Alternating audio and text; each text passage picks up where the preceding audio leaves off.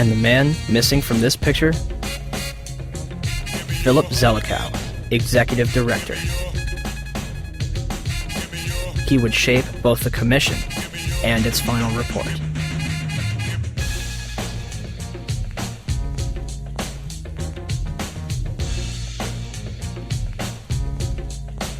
The 9/11 Commission begins its investigation with a time frame of 18 months and a starting budget of $3 million.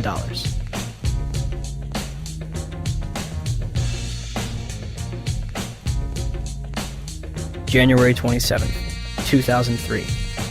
The 9/11 Commission holds its first hearing in Washington, D.C. Vice Chairman Lee Hamilton will claim a few days later, "We're not interested in trying to assess blame. We do not consider that part of the Commission's responsibility." March 26, 2003. The Bush administration denies the Commission's request for an additional $11 million in funding. 3 days later, the Commission is offered $9 million, and they accept. In April 2004, President Bush agrees to testify before the 9/11 Commission, but only if Vice President Dick Cheney joins in. Why did they insist on appearing together? The 9/11 Commission wants to ask us questions. That's why we're meeting, and I look forward to meeting with them and answering their questions. I was asking why you're appearing together rather than separately, which was their request. Because it's a good chance for both of us to answer questions that the 9/11 Commission is looking forward to asking us, and I'm looking forward to answering them. On April 29, 2004, behind closed doors, President Bush and Vice President Dick Cheney appear together before the 9/11 Commission for approximately 3 hours. They are not placed under oath, their testimony is not recorded, and the Commission's notes are subject to White House censorship. President, as you know, a lot of critics suggested that you wanted to appear jointly with the Vice President so that you two could keep your story straight or something. Yeah. Could you tell us what you think of the value of appearing together and how you would answer those critics? Yeah, first of all, look, I mean, if we had something to hide, we wouldn't have met with them in the first place. I came away good about the session. I think they found it to be useful. Yeah, Adam. Mr. President, Yes. don't you think that the families deserve to have a transcript or to be able to see what Adam, you you said? asked me that question yesterday. For an I answer got the today. same answer, yeah. May 19, 2004, Rudolph Giuliani testifies before the 9/11 Commission. We will now hear from our first witness, the very distinguished former mayor of New York City, Rudy Giuliani. Mayor Giuliani, would you please rise and raise your right hand so I can place you under oath? And the fact that so many of them interpreted it that way kept a much calmer situation and a much better evacuation. These people, I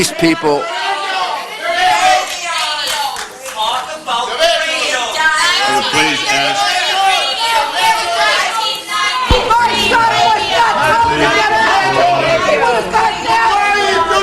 My son was murdered!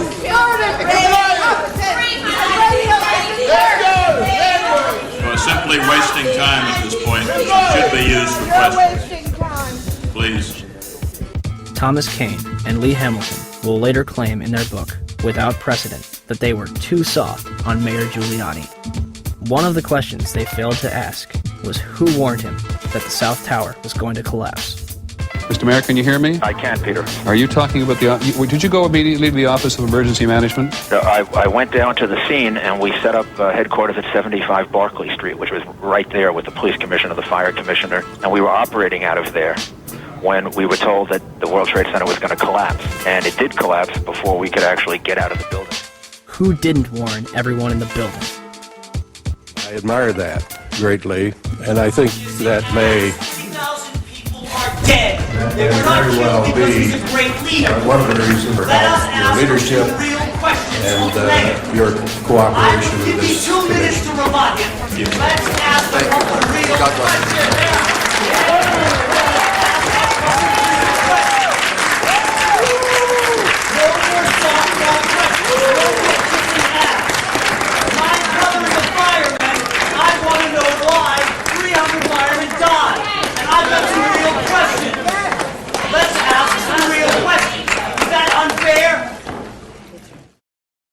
The 9/11 Commission would release its final report on July 22, 2004, and closed its doors on August 21st.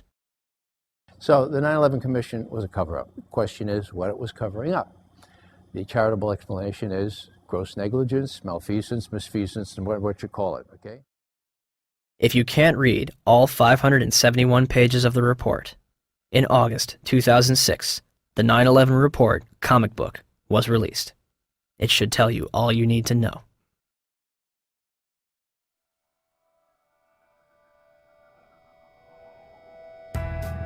On the morning of September 11th, 19 Arabs boarded 4 commercial airliners at 3 different airports and crashed them into the World Trade Center and the Pentagon, with 0 military intervention.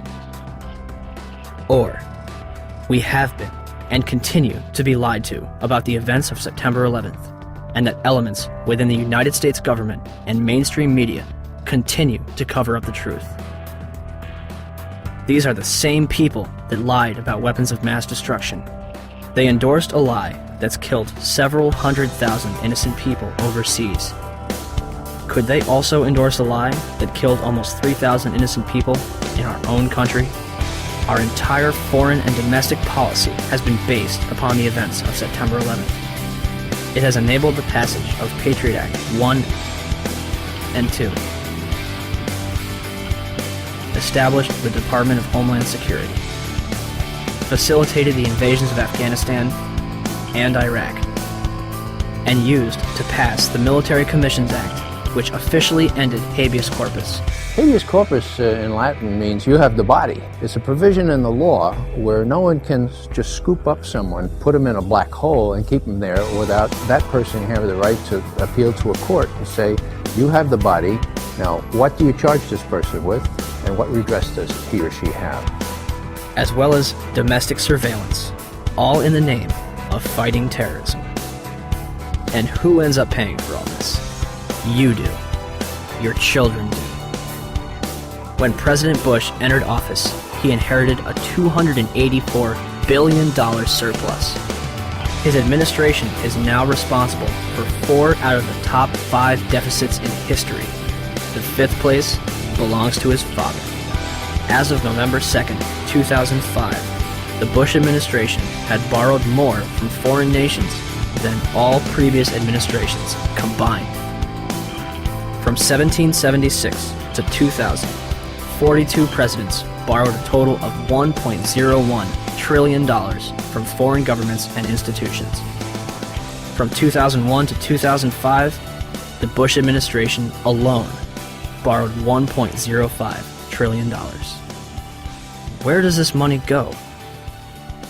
The government designed by the people, for the people, has turned its back on us.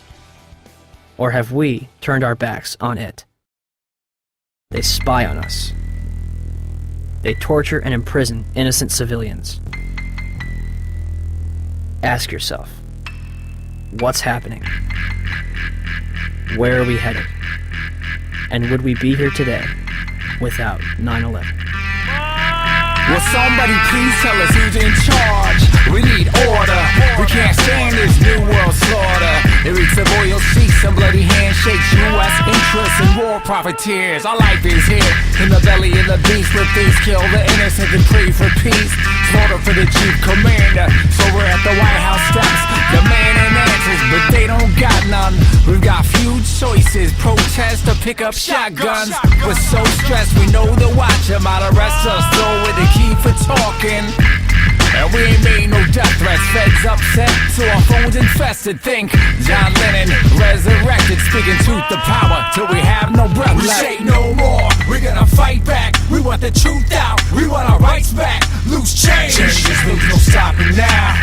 Change is loose, no stopping now. We say no more, we're gonna fight back. We want the truth out, we want our rights back. Loose change, change is loose, no stopping now. Change is loose, no stopping now. We keep our mouths and minds open, hoping we can change the world. Media blacked out, still we don't act out. We've been civilized despite the killing. You call yourselves patriots.